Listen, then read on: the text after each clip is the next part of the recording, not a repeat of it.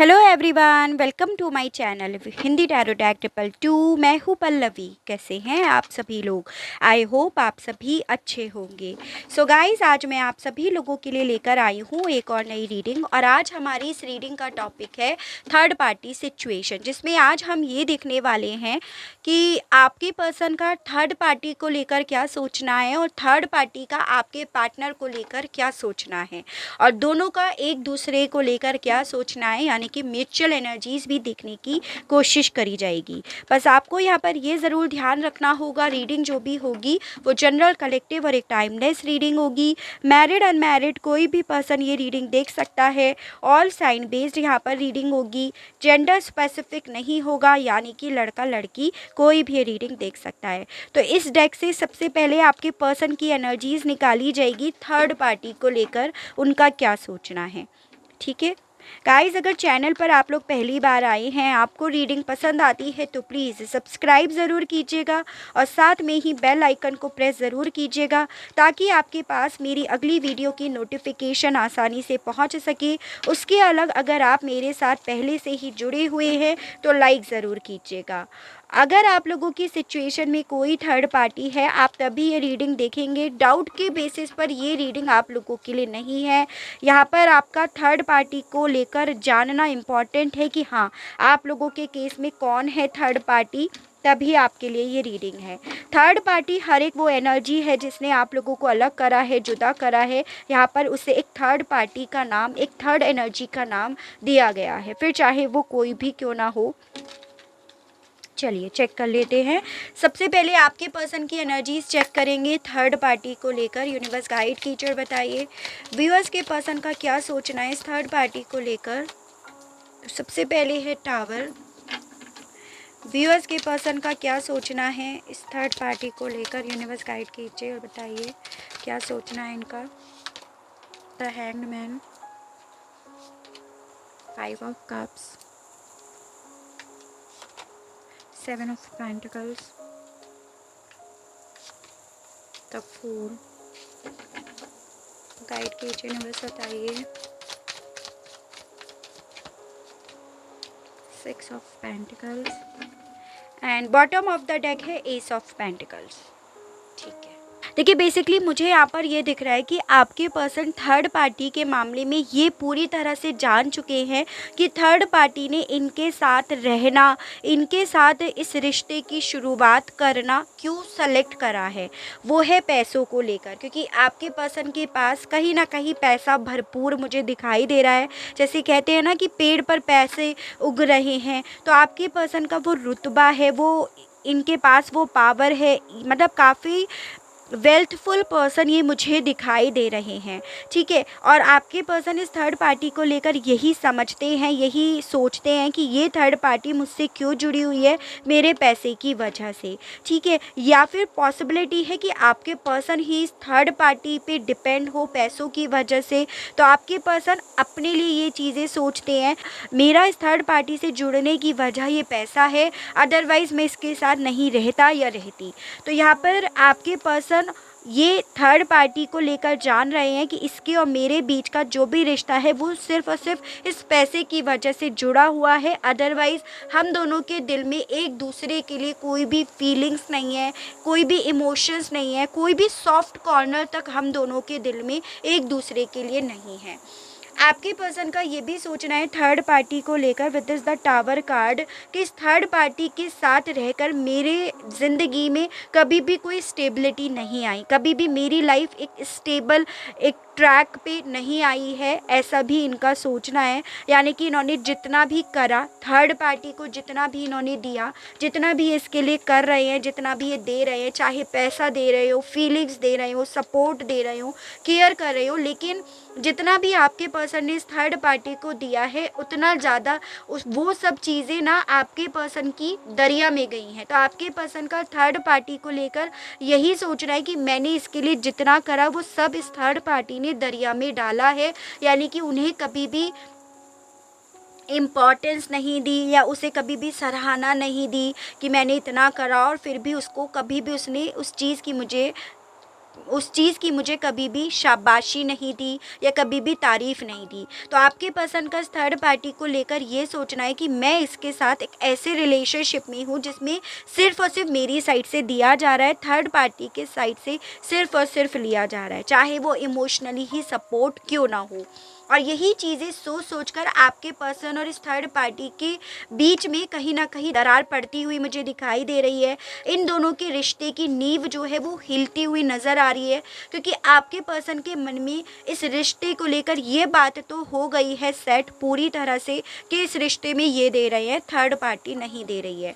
ठीक है, आपके पर्सन यहाँ पर डेफिनेटली इस थर्ड पार्टी के साथ इनका जो भी रिश्ता है इससे निकलना चाहते हैं, अपनी लाइफ में एक नई शुरुआत करना चाहते हैं, थर्ड पार्टी से निकलकर अपने जीवन में कोई रिस्क लेना चाहते हैं, कुछ अचीव करना चाहते हैं, कुछ ऐसा अचीव करना चाहते हैं जो इनके बलबूते पे हो, जो जिसमें इनका नाम हो, ना कि थर्ड पार्टी का। अब पॉसिबिलिटी है कि आपके पर्सन इस थर्ड पार्टी के साथ जिस रिलेशनशिप में है, जिसमें करते तो ये है लेकिन नाम इस थर्ड पार्टी का होता है, जो आपके पर्सन को पसंद नहीं आती है कि मैंने इस रिलेशनशिप को रूट से स्टार्ट करा, इस रिश्ते को इतना दिया, इतना इस पे इन्वेस्ट करा, लेकिन जब ये रिश्ता ग्रोथ करा, जब ये रिश्ता बढ़ा, तो इसका सारा का सारा क्रेडिट कहीं ना कहीं ये थर्ड पार्टी लेकर जा रही है, जो चीज़ें आपके पर्सन को पसंद नहीं आ रही हैं। और इसी रीज़न की वजह से ये पर्सन थर्ड पार्टी के बिना अपने जीवन में एक नई शुरुआत करना चाहते हैं, चाहे फिर उसके लिए इन्हें इस थर्ड पार्टी को छोड़ने का रिस्क लेना पड़े, या अकेले ही अपनी जर्नी को, अकेले ही अपने बिजनेस को, अकेले ही अपने कैरियर को ग्रोथ क्यों ना करना पड़े। तो इनका इस थर्ड पार्टी को लेकर ये सोचना है कि इसके ना कुछ करने के बावजूद भी क्रेडिट कहीं ना कहीं ये थर्ड पार्टी ही लेकर जाती है। जिस चीज़ को लेकर आपके पर्सन काफ़ी ज़्यादा परेशान होते हैं, इवन ये पर्सन ना रिग्रेट फील करते हैं, क्योंकि मुझे चांसेस ये दिख रहे हैं कि जब ये आपके साथ रिलेशनशिप में थे तब ऐसा नहीं था, आप लोगों के रिश्ते में बैलेंस था, या एटलीस्ट आप ऐसा नहीं करते थे कि रिश्ते का क्रेडिट आप ले रहे हो, बल्कि आपके साथ ये था कि आप इस रिलेशनशिप में अपने पर्सन को दे रहे थे, जो चीज़ें आपके पर्सन तब रियलाइज़ नहीं कर रहे थे। लेकिन अब ये जितना ज़्यादा रियलाइज़ कर रहे हैं थर्ड पार्टी के साथ रहकर, उतना ज़्यादा ये पर्सन डिसअपॉइंट हो रहे हैं, उतना ज़्यादा इस पर्सन को रिग्रेट फील हो रहा है कि इन्होंने आपको ना खो दिया। मुझे बेसिकली ये दिख रहा है कि ये पर्सन ना पहले उन चीज़ों को ना ऑब्जर्व नहीं करते थे, उन चीज़ों को या तो देखते ही नहीं थे, या देखकर इग्नोर करते थे, या फिर दिल से उन चीज़ों को नहीं देख रहे थे। तो बट अब यहाँ पे हो रहा है कि इन चीज़ों को ना आपके पर्सन थर्ड पार्टी को लेकर दिल से सोच रहे हैं, दिल से अपने आप को परेशान कर रहे हैं, ये एनर्जीज मुझे दिख रही है। ओवरऑल आपके पर्सन थर्ड पार्टी को लेकर यही सोचते हैं कि मेरी लाइफ में जो स्टेबिलिटी नहीं है, कहीं ना कहीं उसके पीछे थर्ड पार्टी का हाथ है, या थर्ड पार्टी की तरफ से मुझे कम सपोर्ट दिया जा रहा है। वो चीज़ें आपके पर्सन इस थर्ड पार्टी को लेकर ज़्यादा सोचते हैं, ये एनर्जीज है। ठीक है, अब दूसरे डेक से देखते हैं कि इस थर्ड पार्टी का आपके पर्सन को लेकर क्या सोचना है। यूनिवर्स गाइड कीजिए, बताइए थर्ड पार्टी का व्यूअर्स के पर्सन को लेकर क्या सोचना है। यूनिवर्स गाइड कीजिए, बताइए। पहले है the hermit, king of cups, 10 of swords, S of cups. Guide कीजिए यूनिवर्स में, बताइए थर्ड पार्टी का व्यूअर्स के पर्सन को लेकर क्या सोचना है। 5 of pentacles, the magician, bottom of the deck है पेज ऑफ वॉन्ड्स।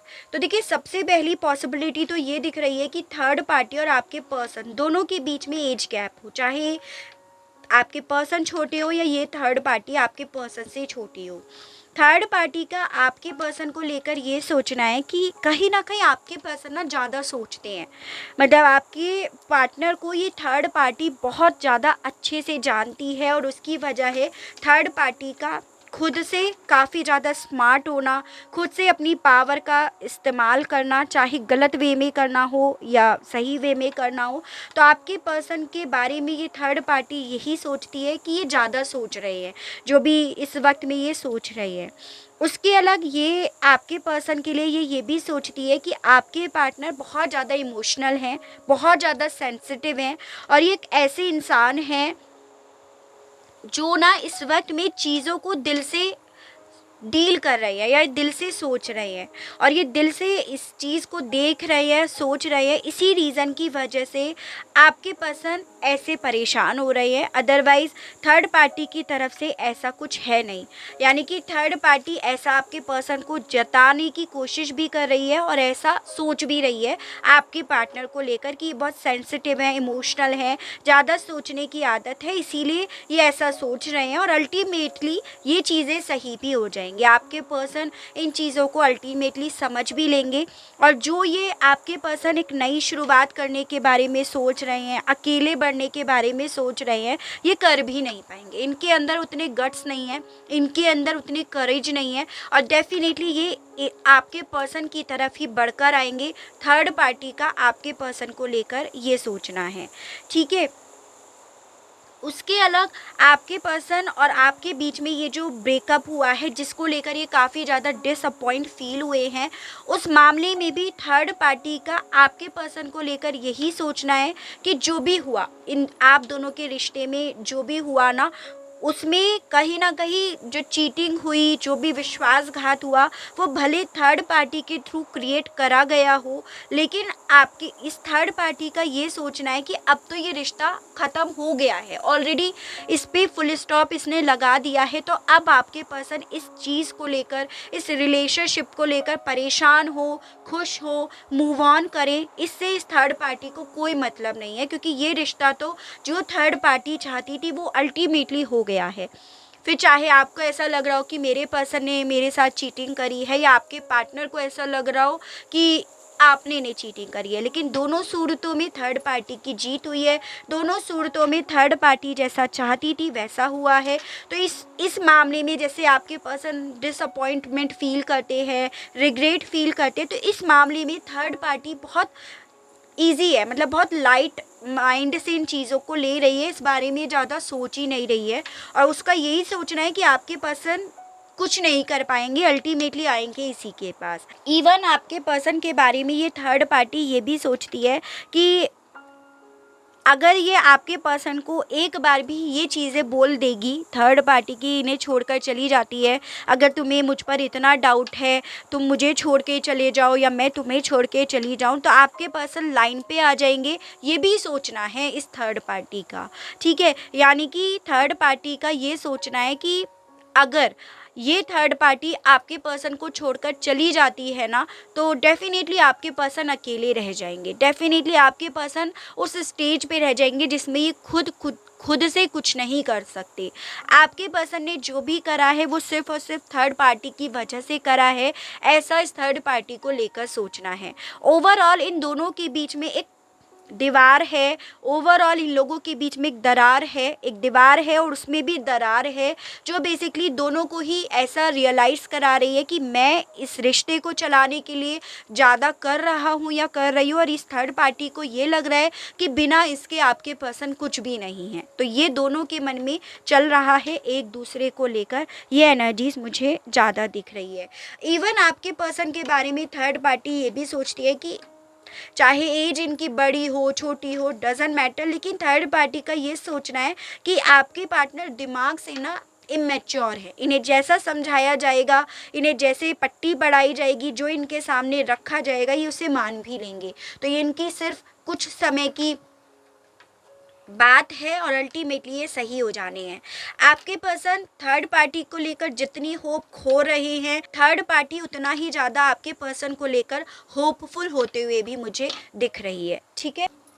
चलिए म्यूचुअली दोनों एक दूसरे के लिए क्या सोच रहे हैं ये और देख लेते हैं। गाइड कीजिए universe, please divine, please archangels, please holy angels, please spirit guide, मुझे गाइड कीजिए, बताइए म्यूचुअली थर्ड पार्टी और व्यूअर्स के पर्सन एक दूसरे के लिए क्या सोच रहे हैं universe. 9 of cups, 3 of Pentacles, 7 of Pentacles, Knight of Wands,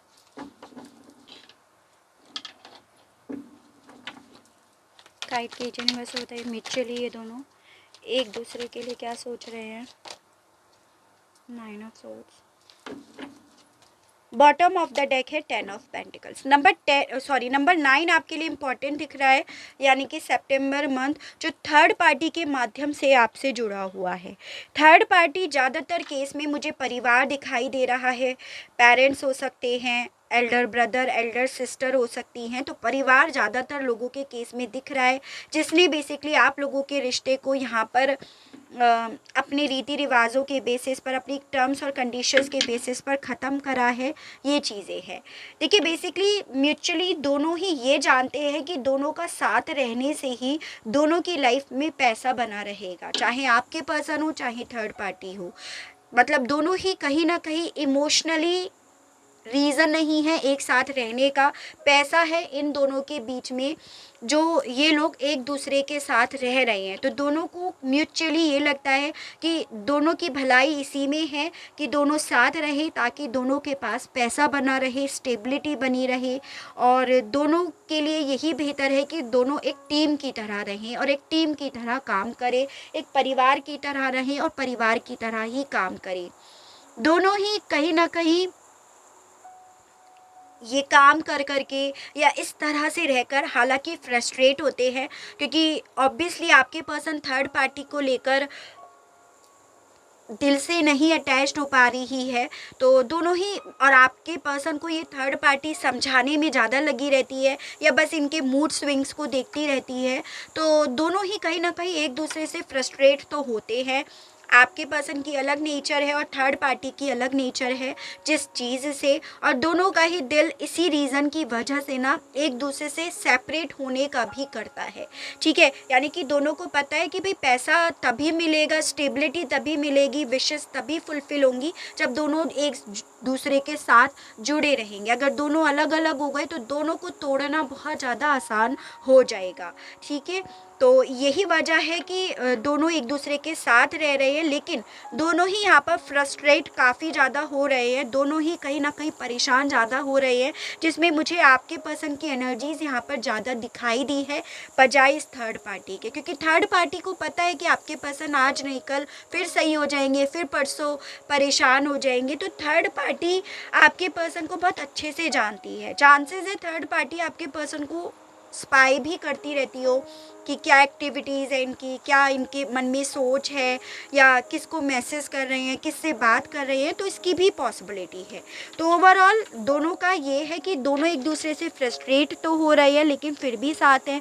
दोनों को ये पता है कि अगर अलग अलग हो गए तो दोनों को ही नुकसान होगा, क्योंकि पैसा इन दोनों से छिन जाएगा। ठीक है, तो ये तो रही कि आपके पर्सन का थर्ड पार्टी को और थर्ड पार्टी का आपके पर्सन को लेकर क्या सोचना है, और दोनों की ही म्यूचुअल एनर्जीज़ क्या है। थोड़ा सा आज की जो रीडिंग आई है आपके लिए तो बिटर ट्रुथ ही आया है। ठीक है, एक कड़वी सच्चाई ही आई है।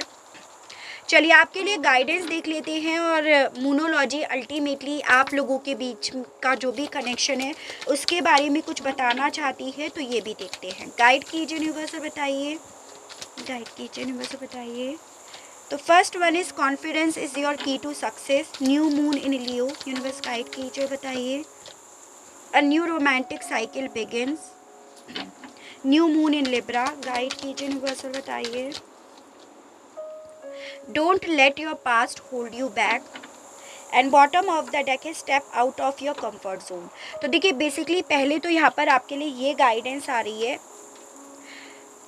कि अगर आपको इसी रिश्ते में रहना है, अगर आपको यही पर्सन चाहिए, आप इनके बिना नई रिलेशनशिप में नहीं जा सकते हो, तो उसके लिए आपके लिए ये गाइडेंस दी जा रही है कि भाई देखो कॉन्फिडेंट तो आपको होना पड़ेगा। यानी कि ऐसा नहीं है कि बिना कॉन्फिडेंस के आप ऐसे रो रहे हो, सैड एनर्जी में हो, डिस्टर्ब हो, तो ऑब्वियसली आप वहाँ पर अपना कॉन्फिडेंस खो रहे हो, आप अपना भरोसा खो रहे हो। तो अगर आपको इस पर्सन को ही अपनी लाइफ में लेकर आना है तो कॉन्फिडेंट आपको होना पड़ेगा, ट्रस्ट आपको करना पड़ेगा और उसी भरोसे की जीत यहाँ पर आपको मिलेगी।